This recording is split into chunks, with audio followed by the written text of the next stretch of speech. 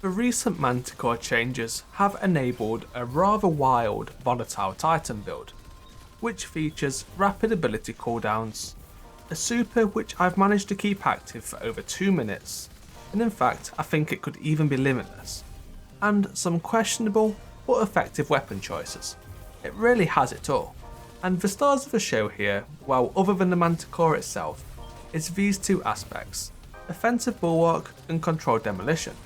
Together they provide the following: 400% grenade ability regen rate, double melee damage, any volatile explosion will spread even more volatility, and you will get health regen on final blows.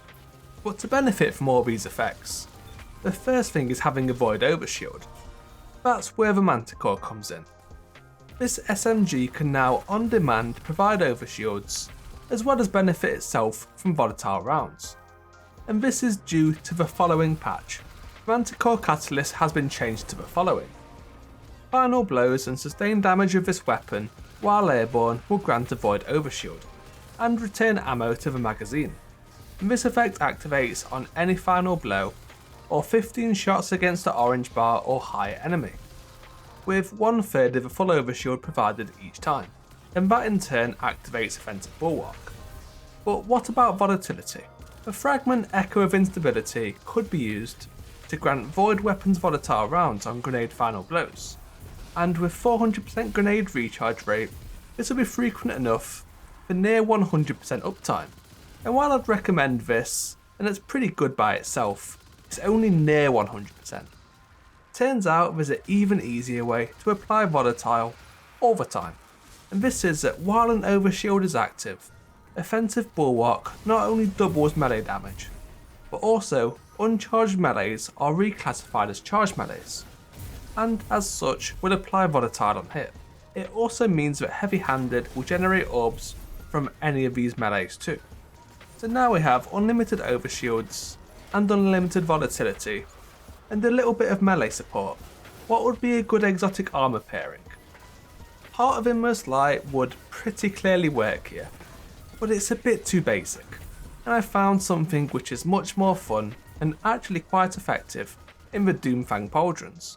With some recent changes, this exotic actually does quite a lot now. First, any charged melee final blow, except the regular ones with controlled demolition, will grant 20% super energy, which is actually quite a large amount, essentially a full super in just 5 charged melees.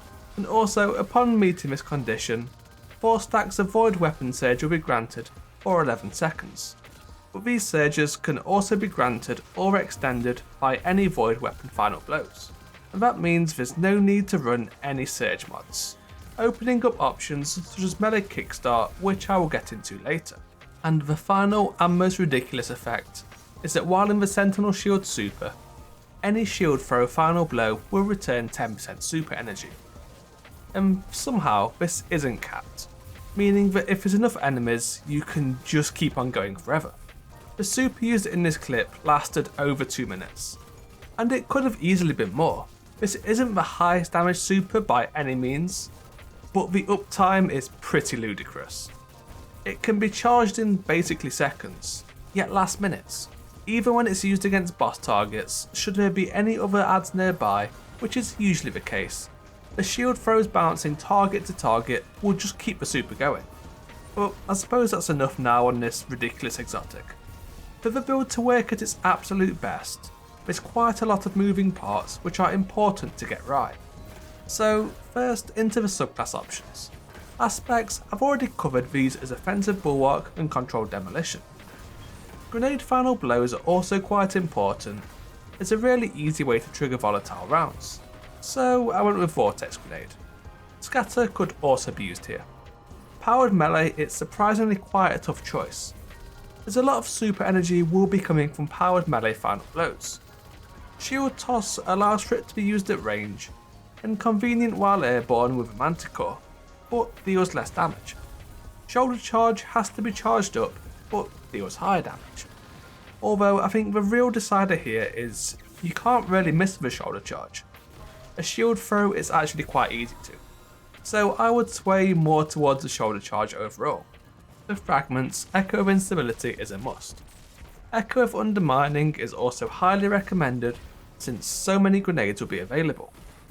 Echo of Starvation will give access to Devour, another method of sustain, and also provides additional grenade energy, which is a perfect fit. And finally, Echo of Persistence for a longer uptime on both Void Overshields and Devour.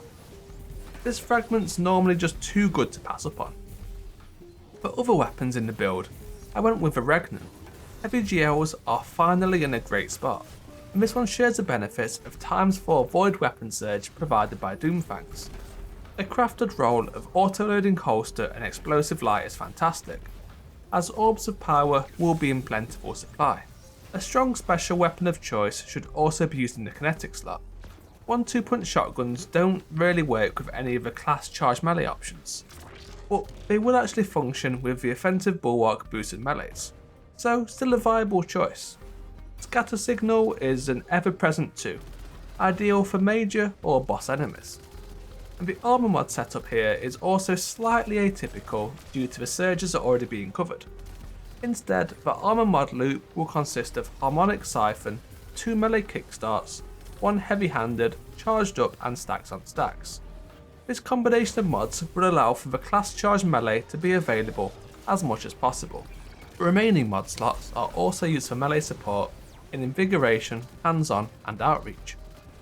So there you have it, a build with quite possibly the longest super in the game, using probably one of the most unorthodox methods out there. This one really shines in ad heavy content such as the Coil, Terminal Overload and exotic missions. If you want to see more builds and other Destiny content, be sure to leave a like and subscribe. Thank you for watching.